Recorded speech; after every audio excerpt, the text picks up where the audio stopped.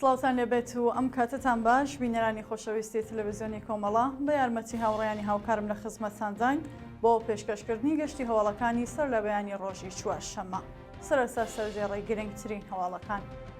سەپاندنی سزای زیندان بەسەر مەتین حەسەنی لە بۆکان، دۆخی خراپی تەندروستی بەندکراوێکی مانگرتو لە زیندانی خۆی، سوسانی جەیان هێکتار لە دارستان و مێرگی ئیلام، دێولان و کوهدەشت، شەشەمین ڕۆژی مانگرتنی کرێکارانی پرۆژەی نەوت لە ئێران، ئێدامەی مانگرتنی بەندکراوانی سیاسی ئێران دژ بە ئەعدام، دەرکردنی قوتابیانی بێناسنامە لە مەدرسەکانی سیستان و بەلوچستان، داواکاری بنەماڵەی شەریفە محەممەدی بۆ ئازادی و چالاکە کرێکاریە و مانگرتن لە خواردنی مەزاهیر حەیدەری دەروێشی گونابادی لە زیندان.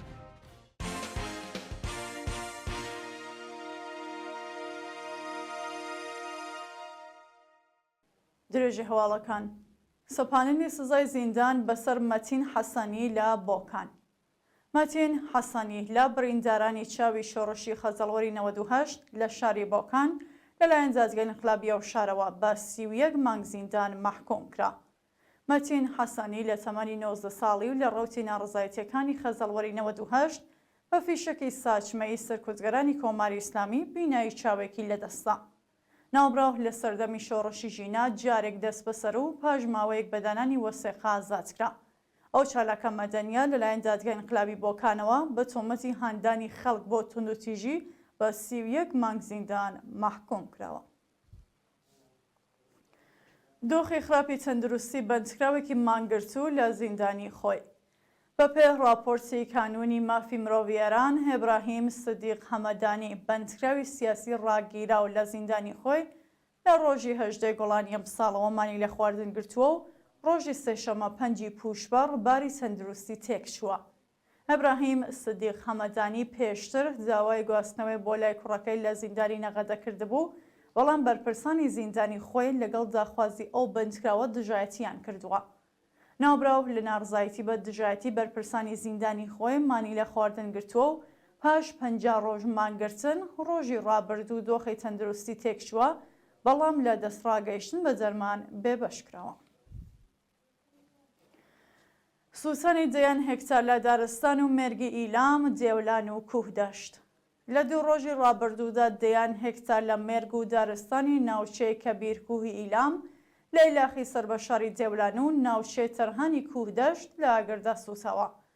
بەپێوە ڤیدیۆیانێ لە تۆڕەکۆمەڵایەتیەکان بڵاوکراوەتەوە، دەیان هێکتار لە دارستانەکانی کوهدەشت و کەبیرکوهی ئیلام لە ئاگردا سووساوە و هەوڵی خەڵکی خۆبەخش کامێکی نەبووە.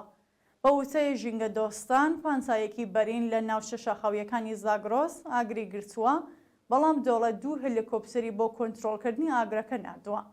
لەلایەکی دیکەوە ڕۆژی سێشەممە 100 هێکتار لە پوش و پاوانی ناوچەی لەیلاخی دێولان لەلایەن دوژمنانی ژینگەوە ئاگردراوە و هێشتا کۆنتڕۆڵ نەکراوە. ئازادی ئەندامێکی بنەماڵە دەدخوازەکانی کوردستان بە دانانی وەسێقە. هەتاو ئەکرەمی ئەندامی بنەماڵەی دادخوازی مێهران ئەکرەمی لە گیانبەختکردوانی شۆڕشی ژینا لە شاری بۆکان کە لەم دوایینەدا پاش گەڕانەوەی لە هەرێمی کوردستان دەست بەسەر بوو، ڕۆژی دووشەمە 4 پوشبەڕ بەدانانی وەسێقەی 6 ملیارد تمەنی ئازاد کرا. هەتاو ئەکرەمی بەهۆی دانانی بابەتی ڕەخنەگرانە لە حکوومەت لەسەر تۆڕەکۆمەڵایەتیەکان لەلایەن ناوەندە ئەمنیەتیەکانەوە دەست بەسەر کرابوو.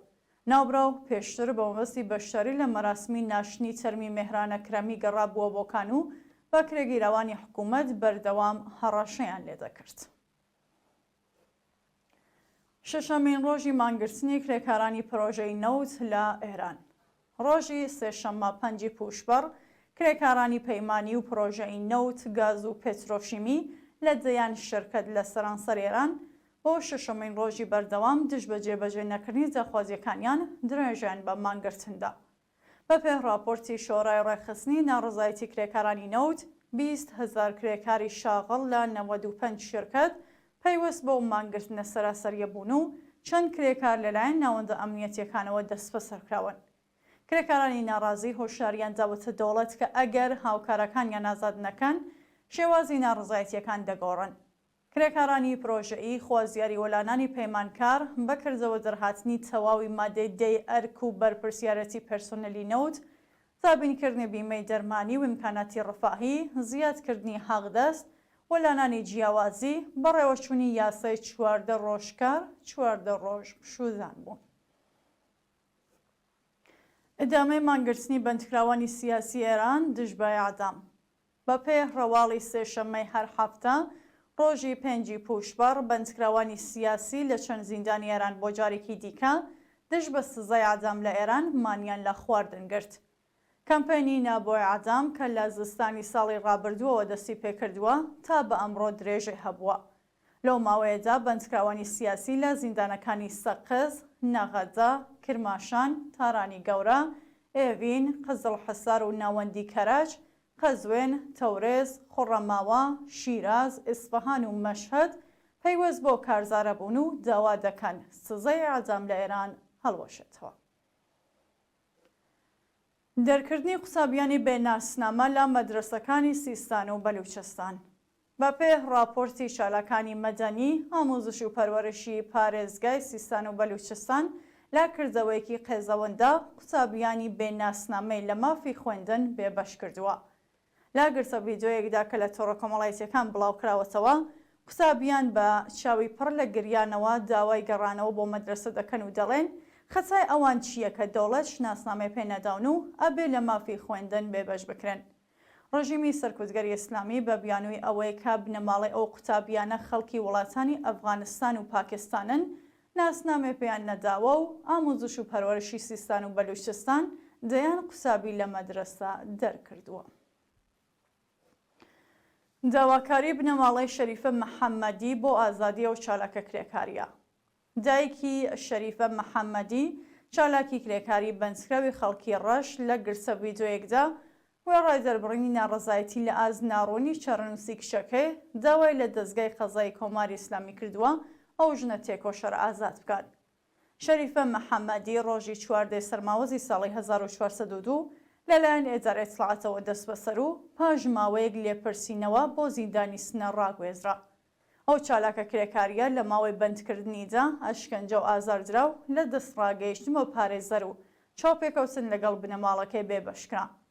شەریفە مەحەممەدی لەلایەن دەستگای قەزای ڕەژیمەوە بە هاوکاری لەگەڵ کۆمەڵە تۆمەتبارکراوە و ناوبراو ئۆتۆمەتی ڕەت کردووەتەوە. سیروس فەتحی هاوژینی شەریفە کە لە شالاکانی کرێکاری شاری ڕەشتا ڕۆژی 22 جۆزەردان دەست بەسەر و ڕۆژی پێنجشەممە سیویەکی هەمان مانگ بە شێوەی کاتی ئازاد کرا. بانکرانی لەیلا مەهدەوی بۆ دادسەرای تاران. لەیلا مەهدەوی دایکی نەمر سیاوەش مەحموودی لە گیانبەختکردوانی شۆڕشی ژینە لە شاری تاران بە بیانووی تێکەڵچوون لەگەڵ حەجابانەکانی ڕەژیم بۆ دادسەرای نازیاباد بانکێش کراوە. چەند ڕۆژ لەوبەر لەیلا مەهدەوی لە مێترۆی تاران لەگەڵ 4 مەئموری حەجابانی ڕەژیم بەشەرهاتوو هێزەکانی ڕەژیم بە بیانووی ڕەچاون نەکردنی حەجاب ئیجباری و سەرپێچی لە فەرمانی مەئموری دەوڵەت سکاڵایان لە دژی ئۆزایەکە دادخوازە تۆمار کردووە. مامورانی ڕەژیم لە مێترۆی تاران لە پێشچاوی خەڵک وتویانەکە ئەرکی ئەوان تەخەکردن لە خەڵکە و سیاوەش دژایەتی لەگەڵ نیزام کردووە و کوشتویانە. مانگرتن لە خواردنی مەزاهیر حەیدەری دەروێشی گونابادی لە زیندان. مەزاهیر حەیدەری دەروێشی گونابادی خەڵکی شاری کورد کە بۆ جاری سێهەم لەلایەن هێزەکانی حکوومەتەوە دەست بەسەرکراوە لە ناڕزایەتی بە هەڵسوکۆتی دژە ئینسانی مامورانی ڕەژیم لێوەکانی دووریوە و مانی لە خواردن گرتووە. ئەو چالاکە مەدەنیە کە لە سەردەمی شەڕەشی ژینە جارێک دەست بەسەرکرا بوو لەلایەن دەستگای قەزای ڕەژیمەوە بە 32 مانگ زیندانی تەعەزیری مەحکوم کراوە. ناوبراو ڕۆژی شەممە 19 جۆزەردان لەلایەن ئێدارە ئیسلاحاتی شاری کوردەوە دەست بەسەر و بۆ زیندانی ئەو شارە گوازرایەوە. ئەوە دەروێشە گونابادیە پێشتر و لە ڕووداوەکانی شەقامی گۆڵستانی حوتەمی تاران لە ساڵی 96 هەساوی دەست بەسەر و بۆ ماوەی 1 ساڵ زیندانی کرابوو. کۆبوونەوەی ئێرانیانی ئازادی خواز لە ئیالەتی کێبێکی کانادا. ڕۆژی سێشەممە 5 پۆشبەر کۆمەڵێک لە ئێرانیانی ئازادی خواز لە بەردەم باڵوێزخانەی سوید لە ئیالەتی کێبێکی کانادا کۆبوونەوە و ناڕزایەتی خۆیان لە ئازادی حەمید نووری نیشاندا. ماوەیەک لەوبەر حەمید نووری لە تاوانبارانی هەزامەکانی دەیە 60 لە بەرامبەر ئازادی دوو بەندکراوی سویدی لە زیندان ئازادکرا، لە حاڵێکدا بە زیندانی هەساهەسایی مەحکوم کرابوو. ئازادی ئەو ژنایەتکارە کاردانەوەی کۆمەڵگەی جیهانی و ئێرانیانی ئازادی خوازی لێکەوتەوە. ڕۆژی سێشەممە ئێرانیانی ئازادی خواز لە ئیالەتی کێبێکی کانەدا لە بەردەم باڵوێزخانەی سوید کۆبوونەوە و ناڕزایەتی خۆیان لە ئەو مامەڵەیە نیشاندا. دووە هەواڵ کوژران و برینداربوونی دەیان کەس لە خۆپیشاندانی خەڵکی کێنیا.